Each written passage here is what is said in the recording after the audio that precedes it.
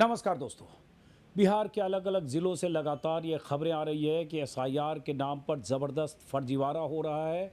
हज़ारों की तादाद में ऐसे फॉर्म्स, इन्यूमरेशन फॉर्म्स अपलोड किए जा रहे हैं वोटर से मिले बगैर, वोटर के दस्तखत के बगैर, वोटर से बीएलओ की मुलाकात के बगैर।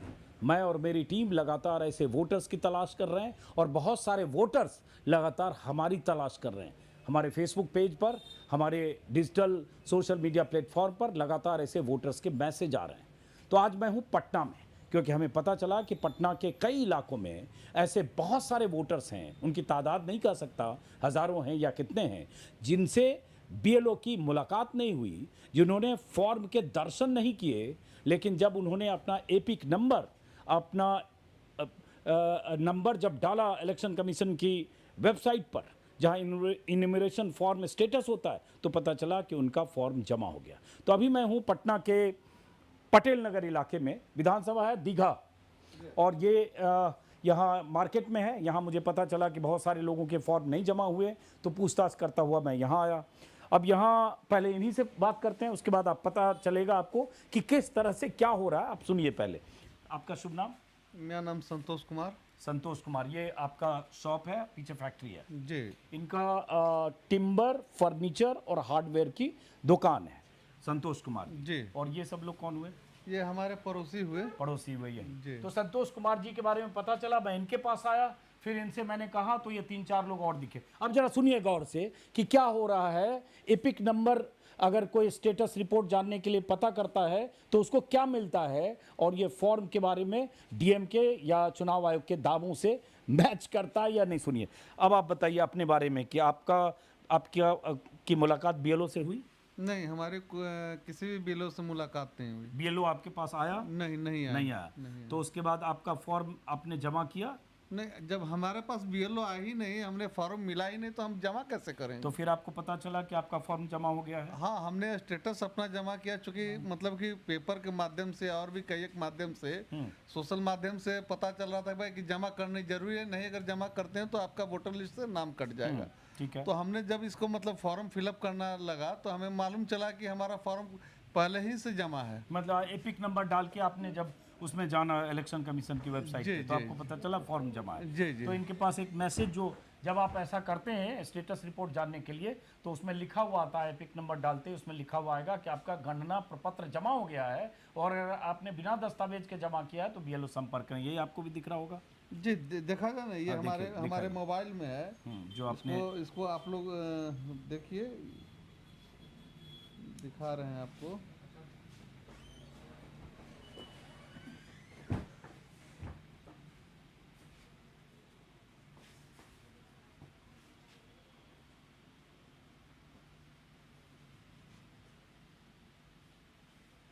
ये हमारा इपिक नंबर है, और ये संतोष कुमार इनका नाम है, और ये मेरा वोटर आईडी कार्ड है। ये वोटर आईडी कार्ड है, ये हमारा वोटर आईडी कार्ड है। हाँ। इस कार्ड नंबर से और ये हमारे इपिक नंबर से मिलाया जाए, हमने किसी फॉर्म पर कोई दस्तखत नहीं किया है, और न हमें कोई फॉर्म मिला है, और न हमने ऑनलाइन जमा किया है। और इनके अगर स्टेटस रिपोर्ट के लिए इन्होंने चेक किया इलेक्शन कमीशन की वेबसाइट पर, तो आया कि आपका गणना प्रपत्र जमा हो गया है, आपका नाम 1/8/25 को प्रकाशित होने वाली प्रारूप निर्वाचन सूची में दिखाई देगा। यदि आपने अपना दस्तावेज जमा नहीं किया है तो कृपया अपने बीएलओ से संपर्क करें। ये इनके पास उसमें मैसेज में दिख रहा है। तो ये बीएलओ से इनकी मुलाकात नहीं, बीएलओ ने इनसे मुलाकात नहीं, और इनका गणना प्रपत्र जमा हो गया एसआईआर के लिए, और उसमें दस्तखत किसने किया होगा फिर आपको ये भी नहीं पता क्या फॉर्म, क्या फॉर्म ही नहीं मिला, उसमें क्या भरा नहीं भरा वो तो हमें पता ही नहीं। और इतना ही नहीं, हमारे माता पिताजी, जो हमारे पिताजी का देहांत 26 जनवरी 2025 को हुआ है, और हमारी माता जी को 6 साल पहले पूर्व उनके देहांत हो गया है। दोनों का मतलब प्रपत्र जमा हो गया है, उसमें भी दिख रहा है। हाँ, हमने मतलब कि जांच किया, हम अपना फिर क्योंकि हमने देखा कि हमारे फैमिली का और स्टेटस क्या है, तो हमने अपना फैमिली का स्टेटस जांच किया। तो आप ये देख सकते हैं ये हमारे पिताजी का नाम है रामानंद शर्मा और इनकी देहांत 25 जनवरी 2025 को हुआ है और इनका भी फॉर्म जमा सबमिट अब हो देखिए गया है। इनके पिताजी का संतोष जी के पिताजी का नाम है रामानंद शर्मा। जी इनके पिताजी का देहांत हो गया जनवरी 2025 में 25 में। और इन्होंने अपने पिताजी का एपिक नंबर डाल के अगर स्टेटस रिपोर्ट चेक किया तो पता चला इनका भी फॉर्म जमा हो गया है। और आप अपना दस्तावेज अगर आपने नहीं जमा किया तो आप BLO संपर्क करें और आपका नाम निर्वाचन सूची जो होगी ड्राफ्ट सूची उसमें होगा। अब समझिए इनके और हमारे फादर माता जी का भी है, इतना ही नहीं हमारे माता जी का भी, ये देखिए उनका भी डेथ हो चुका है। उनकी भी डेथ हो चुकी है। इनकी 6 साल पहले डेथ हो चुकी है। मतलब आपके पिताजी की डेथ हो गई जनवरी 2025 में। माता जी की डेथ हो गई 6 साल पहले और दोनों के उसमें एपिक नंबर डालने पर आ रहे हैं, दोनों का फॉर्म जमा हो गया और आपका भी जमा हो गया, मेरा भी जमा हो गया। सोचिए कि SIR के नाम पर क्या हो रहा है। अब इनकी माता जी का एपिक नंबर और इनकी बच्ची देवी इनका नाम है, बच्ची देवी नाम है जो इसमें पढ़ा है जी जी और उसमें वही आ रहा है कि गणना प्रपत्र जमा हो गया है और आपका नाम 1/8/25 को प्रकाशित होने वाली सूची में दिखाई देगा। मतलब आपका नाम ड्राफ्ट सूची में दिखाई देगा और आपने दस्तावेज जमा नहीं किया तो कृपया BLO से संपर्क करें। 6 साल पहले इनकी माता जी का डेथ हो गई है। जनवरी 2025 में इनके पिता की डेथ हो गई और दोनों का फॉर्म जमा हो गया है। किसने किया भाई? जिनकी डेथ हो गई उनका फॉर्म कैसे जमा हुआ और उनके दस्तखत किसने कर दिए 6 साल बाद? मतलब इसका मतलब तो ये हुआ कि आपकी माता जी का नाम 24 के उसमें भी पोलिंग लिस्ट में था और 20 में भी रहा होगा, संभवतः तभी तो हुआ। हाँ संभवतः। देखिए तो अब क्या कहना चाहेंगे चुनाव आयोग से आप? चुनाव आयोग से हम यही कहना चाहेंगे कि ये इस तरह का जो आप गणना करवा रहे हैं इसका क्या मतलब लाभ है? इसको आप जनता से क्या मतलब, ये झूठ मूठ को सरकारी तंत्र का आप दुरुपयोग कर रहे हैं और जितने भी BLO हैं सभी लोग को परेशान किया जा रहा है। और इसमें क्या मतलब सरकार की नीयत है कि इस तरह से मतलब कि इसका वेरिफिकेशन करवा रहे हैं और वेरिफिकेशन का मायने जीरो।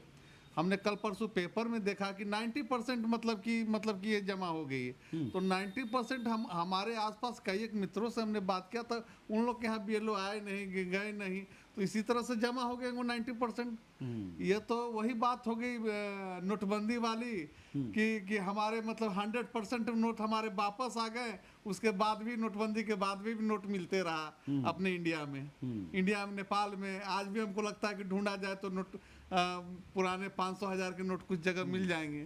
तो अब ये बहुत बड़ा सवाल है। मैंने कल एक परसों वीडियो रिकॉर्ड किया था पटना जिले के फुलवारी शरीफ ब्लॉक में, जिसमें बहुत सारे BLO एक कमरे में बैठकर फॉर्म भर रहे थे, फॉर्म भर भी रहे थे, दस्तखत भी कर रहे थे। उसमें एक लेडी BLO ने कई फॉर्म पर दस्तखत किए जो मेरे वीडियो रिकॉर्ड में है। DM पटना की तरफ से कहा गया कि वहाँ जो लोग फॉर्म भर रहे थे वो डेथ जिनकी हो चुकी और जो वहाँ से शिफ्ट हो चुके उनके फॉर्म भरे जा रहे हैं। लेकिन उसमें भी क्या एम्बिग्विटी है, दूसरी रिपोर्ट में आपको पता चलेगा कि उसमें ऐसे फॉर्म भी भरे गए कि जो जिंदा वोटर हैं और उनको DM ने कहा सिर्फ जिनकी हुई डेड वोटर के भरे जा रहे हैं, वो भी किसी रिपोर्ट में अभी जल्द आपको दिखेगी। लेकिन इनके तो माता पिता की डेथ हो चुकी है, तो जिनके माँ बाप की डेथ हो चुकी, माँ की 6 साल पहले, पिता की अभी 6 महीने 8 महीने पहले 7 महीने पहले, इनका फॉर्म कैसे भरा गया, किसने जमा किया और BLO इनके पास आए नहीं। आपका शुभ नाम? रामधन शर्मा जी। क्या आसपास रहते हैं? पटेल नगर में रहते हैं। पटेल नगर में। अच्छा, विधानसभा दीघा हुआ और बूथ संख्या 299 या 300 होना चाहिए। 300 299। ये जानकारी इसलिए चाहिए ताकि जो गड़बड़ी हुई वो फिर करेक्शन हो। दूसरी बात, ऐसे अगर फॉर्म जमा हो रहे तो एक बड़ा सवाल है, उसमें मैसेज है कि आपने दस्तावेज अगर नहीं जमा किए तो BLO संपर्क करें। तो भाई इनसे बिना पूछे इनका फॉर्म जमा हो गया, BLO तब तो इनसे मिला नहीं या मिली नहीं, तो अब ये इनको क्या पता कि क्या फॉर्म जमा हुआ, क्या दस्तावेज जमा हुआ। और 1 अगस्त से लेकर 1 सितंबर के बीच जो स्क्रूटनी का पीरियड होगा, क्लेम और ऑब्जेक्शन का पीरियड होगा, उस बीच इनके साथ क्या होगा, इनके मतलब फॉर्म का और इनकी वोटर पहचान आइडेंटिटी पत्र का पता चला कि भाई उस समय कट गया, क्या हो गया, ऐसा अंदेशा भी हो सकता है फिर तो। हाँ, हमें पूरा अंदेशा है कि ये मेरा नाम कट सकता है। और चूंकि हम लगातार विधानसभा, लोकसभा और जो पार्षद का चुनाव होता है उसमें लगातार हम वोटिंग करते हैं, लेकिन ये सोचनीय विषय है कि ये तो हमारे अधिकारों के साथ हनन मतलब कि सरकार के द्वारा हो रहा है। जब हमारा लिस्ट में नाम नहीं रहेगा तो हम वोटिंग कैसे करेंगे, हम अपने अधिकार का प्रयोग कैसे करेंगे? तो इससे तो बढ़िया है कि गवर्नमेंट अपने आप ही मतलब इलेक्शन इलेक्ट कर दे कि भाई कि ये हमारे विधायक हैं, हमारे ये सांसद हैं, हम लोग मान लेंगे। लेकिन वो तो गवर्नमेंट कहेगी कि ये तो हम थोड़ी करें, तो चुनाव आयोग कर रहा है। तो चुनाव आयोग को भाई कंट्रोल कौन करेगा? ये चुनाव आयोग संवैधानिक संस्था है। अमेरिका से आके नहीं ना मतलब कि इसको कंट्रोल करेंगे भारत सरकार या बिहार सरकार का ही मतलब दायित्व है। नहीं, चुनाव आयोग संवैधानिक है, वो तो इंडिपेंडेंट बॉडी है। लेकिन हाँ चलिए कोई बात नहीं, कंट्रोल तो करेंगे ना। आखिर मान के चलिए गलत हो रहा है हाँ गलत हो रहा है तो वो गलत नहीं तो होना चाहिए। कैसे ये मतलब किनके पास आदमी जाएगा? भाई डीएम है, डीएम ही जिला निर्वाचन अधिकारी होते हैं, तो डीएम की ड्यूटी है, एसडीएम की ड्यूटी है कि ये फर्जीवाड़ा ना हो। हाँ तो नहीं हो तो इस पर गवर्नमेंट इस पर अंडरटेकिंग करेगी ना, किस तरह से क्यों काम हो रहा है। सही बात है। अब आप बताइए जरा अपने बारे में। रामधन शर्मा, जी। आपका बूथ कौन सा हुआ? सर बूथ कुल्ली में है क्या? विधानसभा दीघा हुआ। जी जी एपिक नंबर आपने भी डाला तो आपको पता चला कि आपका फॉर्म जमा हो गया। जी जी जी जी। इनका भी रामधन शर्मा जी हैं, इन्होंने भी एपिक नंबर डाला, तो ये इनके पास भी वही जानकारी आ गई है कि आपका गणना प्रपत्र जमा हो गया है। और रामधन शर्मा जी ने कोई फॉर्म भरा नहीं है, और इसमें लिखा हुआ है कि जमा भी हो गया। निर्वाचक सूची जो 1 अगस्त को प्रकाशित होगी उसमें आपका नाम भी होगा, और अगर आपने दस्तावेज जमा नहीं किया तो कृपया बीएलओ से संपर्क करें। लेकिन ना बीएलओ से इनका संपर्क हुआ, ना बीएलओ ने इनसे संपर्क। आपने बीएलओ संपर्क किया? जी नहीं। बीएलओ ने आपके से संपर्क किया? जी नहीं, आपके इलाके का बीएलओ कौन है? ये भी पता नहीं है सर। आपके इलाके का बीएलओ कौन है? उसके बारे में विस्तृत जानकारी हमें नहीं है। तो फिर ये आपके परिवार में और वोटर हैं जी बिल्कुल। अभी, और बाकी के बारे में पता किया? जी। तो बाकियों के बारे में कुछ पता चला कि बाकी के भी फॉर्म जमा हुए हैं क्या? अभी हो सकता है सर। अभी आपने नहीं पता किया? जी नहीं। तो ये देखिए, अब ये आप बताइए अपना नाम। जितेंद्र शर्मा। जितेंद्र शर्मा, ये जितेंद्र शर्मा जी हैं। आपका क्या हुआ? एपिक नंबर से इनका भी फॉर्म जमा हो गया। आप बीएलओ से मुलाकात हुई? जी नहीं। आपका विधानसभा आपकी दीघा है जी। और बूथ नंबर याद है आपको? 7। आपकी भी बीएलओ से कोई मुलाकात नहीं है? बीएलओ से मुलाकात नहीं है। फॉर्म मिला था आपको? नहीं। कोई घर पे फॉर्म देने आया? नहीं। आपने किसी से मांगा फॉर्म? नहीं। कोई फॉर्म मांगा नहीं, फॉर्म देने नहीं आया, बीएलओ से मुलाकात नहीं। बीएलओ का नाम जानते हो आप? नहीं। क्या करते हो आप? कारपेंटरी करते हो? अच्छा, ये इसी फैक्ट्री में, फर्नीचर वाले में जी। कारपेंटर का काम करते हैं। और रहते कहाँ हैं? इंद्रपुरी में रहते हैं। और इनका भी फॉर्म जमा हो गया। अब इलेक्शन कमीशन, जिला निर्वाचन अधिकारी ये जवाब दें कि ये क्या हो रहा है एसआईआर के नाम पर। आपका शुभ नाम? मधुसूदन शर्मा नाम हुआ सर हमने की। हाँ, आपका क्या करते हो? मेरा कारपेंटरी करते हैं, रोड नंबर 7 में रहते हैं हमने की। मेरा भी वही हाल है कि मैंने अपने आप जमा हो गया हमने की। हम आज प्लाने बना रहे थे कि जाएंगे कागज़ लाकर फार्म ला करके जमा करेंगे, लेकिन पता चला अभी शाम में चेक कर रहे हैं तो पता चल रहा है कि यह तो जमा हो गया हमने। इनका भी जमा हो गया। ये अभी सोच ही रहे हैं कि फॉर्म लाएंगे और जमा करेंगे, और इनका पता चला कि इनके जमा नाम हो का गया। अब पता नहीं अब पत्नी का हुआ है कि नहीं हुआ, तो चेक करेंगे तो पता चलेगा। इनको लेकिन मेरा तो दिखाया। अपना चेक करेंगे किया तो जमा है जमा हमारा हो हमने। गया। जी। तो ये कैसे हो रहा अब है? कैसे ये- अब साइन कौन किए नहीं किए ये तो मुझे मालूम नहीं है हमने की, लेकिन मेरा जमा हो गया हमने की। अब कौन सा कागज उसमें लगा नहीं लगा ये भी नहीं मालूम। कागज मैंने सुन रहे थे कि कुछ कुछ लगेगा, कुछ नहीं लगा मैंने की, सीधा जमा हो गया हमने की। तो आपके इलाके का बीएलओ कौन है बूथ का? बीएलओ तो हम जानकारी नहीं है सर, कितना लेकिन नंबर बूथ है? 7 है हमने की। आपके पास कोई बीएलओ आया नहीं, कोई नहीं आया सर। खाली हमको ये कॉल आया था हमने कि 1.5 सप्ताह पहले हाँ। क्या करके फार्म ले लीजिएगा, लेकिन उसमें हम थे बिहार शरीफ में। उसके बाद से फिर मैंने कोई मैंने पता नहीं आया हमने की। और चुनाव आयोग का निर्देश है, गाइडलाइन है कि एक मतदाता के पास 3 बार बीएलओ को जाना है, 3 राउंड, ताकि कोई वोटर छूटे नहीं और कोई गलत वोटर लिस्ट में रहे नहीं। घर में आदमी एकदम कंटिन्यू रहते हैं, कभी इन्होंने कोई नहीं जाते हैं। हम भली के बाहर रहते हैं, लेकिन हमारा तो पत्नी घर में रहती है हमने की। और लेकिन कितने साल से वोटर हो आप? कब से वोट दे रहे हो? वोट तो हम लगता है कि 14-15 साल से दे रहे हैं सर। मैंने आज थोड़ी 2003 की लिस्ट में था? हाँ एकदम था हमने। तो 2003 22 साल हो और पहले से भी दे रहे हैं हमने की। गए। अच्छा, आप कब से वोट दे रहे हो? उतना तो याद नहीं है। 10-15 साल से? हाँ 10-15 साल से। तो अब आप पत्नी के बारे में अभी नहीं पता है? नहीं, पत्नी के बारे में पता नहीं है सर, लेकिन अब चेक करेंगे तो पता हो सकता है कि जमा हो गया हो तो हो गया होगा, नहीं हुआ तो फिर हमने क्या कहोगे चुनाव आयोग से? चुनाव को तो अथी करियर है मैंने कि उनको तो अथी करना चाहिए कि भाई घर सबके मैंने अथी करके अगर कर रहे हैं सही तो तब। फर्जी हो रहा है। अगर फर्जी कर रहा है तो उसका कोई मैंने चुनाव आयोग के समक्ष यही रखूंगा कि सब फर्जी हो रहा है। हाँ। मैंने जमा नहीं किया फॉर्म अपना और जमा हो गया है। और उसमें कौन दस्तखत कर दिया, क्या हाँ, कागज हाँ, किया? हाँ। कौन दस्तखत किया कोई पता नहीं है। कोई पता नहीं है। हाँ।